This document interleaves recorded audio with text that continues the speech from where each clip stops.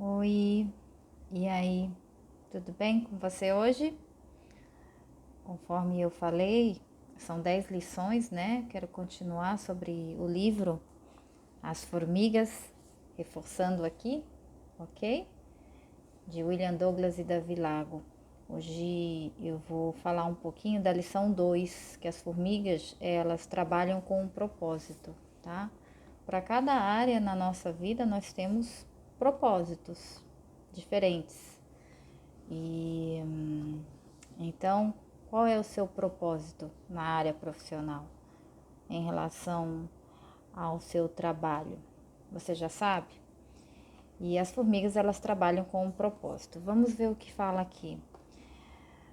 Lendo o livro de Provérbios 6, no versículo 8, ele afirma que a formiga trabalha com propósito, ela acumula recursos para o futuro, então ela pensa no futuro dela. Elas trabalham pela perpetuação da espécie, para o sustento das próximas gerações e assim por diante. Então as formigas trabalham pela vida, tá? As formigas, elas agem com um propósito. O ponto é este: o trabalho envolve propósito. Sem isso, ficamos à deriva dos acontecimentos, das intempéries da vida. A falta de finalidades definidas dificulta ou até mesmo impossibilita a tomada de decisões sérias. Então, a pergunta é: qual será o propósito do nosso trabalho? Quais os objetivos do trabalho? Quais são os objetivos? De acordo com a Bíblia, o trabalho não é uma maldição, ela é dádiva. O trabalho não veio como castigo, né, pelo pecado, mas como um dom, uma missão. O primeiro homem deveria cuidar do jardim, lembram disso? Trabalho é consequência da criação e não da queda. A Bíblia também apresenta preceitos sábios sobre o trabalho e eles não podem ser ignorados. Se você ler o Salmo 104, por exemplo, ele expõe aspectos importantes da atividade humana. O texto faz uma narrativa poética acerca do funcionamento do mundo, falando sobre a dinâmica das estações, dos dias e das noites e sobre a vida dos animais selvagens. Também afirma que Deus fez a lua para marcar estações e que o sol sabe quando deve se pôr. Lá no versículo 20 e 22 do Salmo 104, fala assim: Trazes trevas e cai a noite, quando os animais da florestas vagueiam. Os leões rugem à procura da presa, buscando de Deus o alimento. Mas ao nascer do sol, eles se vão e voltam a deitar-se em suas tocas. Aí na sequência, no versículo 23, o salmista fala assim, da questão da ligação orgânica que há entre os seres humanos e o trabalho. Então o homem sai para o seu trabalho, para o seu labor, até o entardecer. Analisando aqui estes textos, percebe-se que no Salmo 104, que o trabalho é parte de nossa humanidade, assim como a lua e o sol marcam as estações, assim como os animais predadores têm o instinto de procurar suas presas no momento próprio. O ser humano sai naturalmente para trabalhar. Somos, por natureza, homo faber, isto é, seres capazes de fabricar ou criar com ferramentas e inteligências. Ok? Ao nascer do sol, os animais selvagens vão dormir, então o homem sai para o seu trabalho. Trabalhar envolve uma saída decidida, focada, convicta, né? Mesmo os que trabalham em casa, como eu preciso sair para trabalhar, eu preciso me desligar da vida doméstica, me dedicar totalmente àquilo que eu estou fazendo, né? E me concentrar no trabalho. Então, exige isso da gente. A gente tem que separar as coisas. Contudo, o que acontece? Na sociedade atual, nos diversos aspectos, né, que o trabalho, em vez de dar rumo, tem desnorteado as pessoas. Olhando por um prisma prático, o simples fato de sair para o trabalho tornou-se um inferno nas metrópoles, né, em razão do trânsito intenso de automóveis. Mas tem um outro lado que a gente tem que pensar. puxa vida, sair para o trabalho não existe para muitos que estão à margem do mercado e sofrem com desemprego. Então agradeça, né, por você hoje ter para onde ir, ter um lugar onde você trabalha. O Salmo 104 diz que o homem sai para o seu trabalho e seu expediente se estende até o entardecer. Olha que interessante. Isto revela dois aspectos da vida profissional. Primeiro, que o trabalho deve envolver parte expressiva do nosso tempo, é uma atividade essencial à vida e merece dedicação, tempo e esforço. No entanto, no outro lado deve ter limites, porque tem os workaholics, tá certo?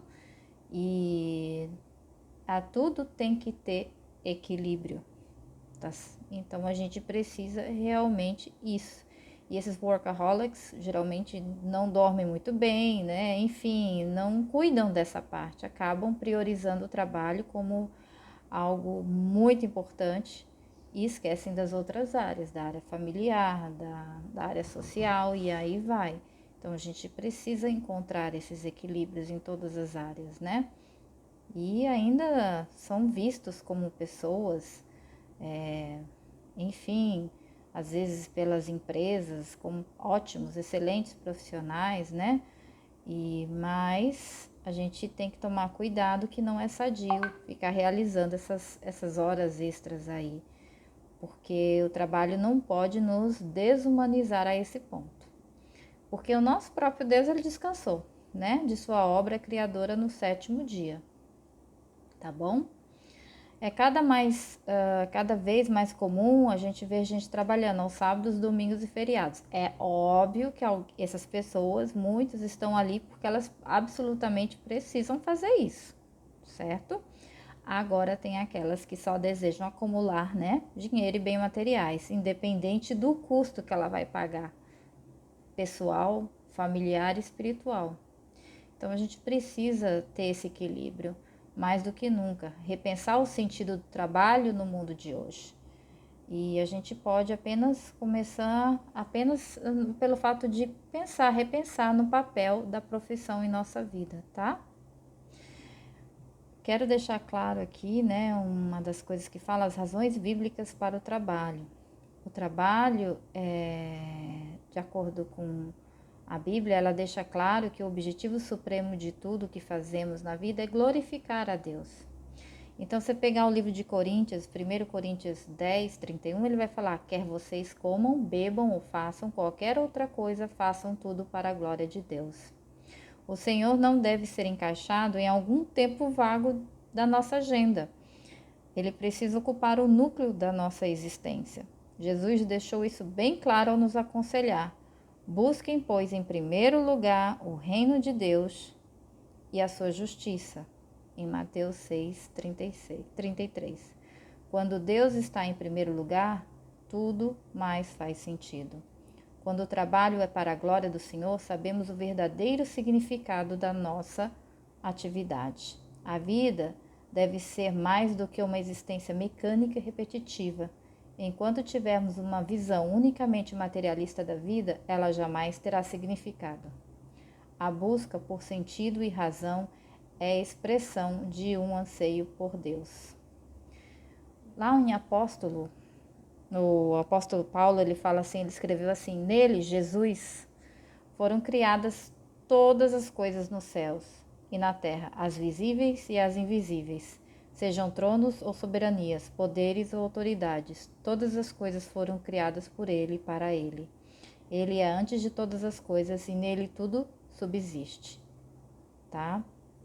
Fica claro que o propósito fundamental de tudo é dar glória e honra ao Criador. O ser humano foi criado por Deus e para Deus, e só nele encontra significado. Ok? Então, fica aí a mensagem para que você possa refletir um pouquinho mais. Como é que você tem conduzido a sua vida em relação ao trabalho, né? Você está conseguindo dividir o seu tempo com outras atividades também? Colocando Deus em primeiro lugar, família na sequência e depois o seu trabalho, a sua carreira? Ou você está invertendo isso aí? Cuidado. Cuidado, porque realmente você pode estar numa armadilha aí e o tempo passa e a sua saúde você tem que cuidar também, tá? Todas as áreas elas têm que estar equilibradas. Fica aí para você refletir. Um forte abraço.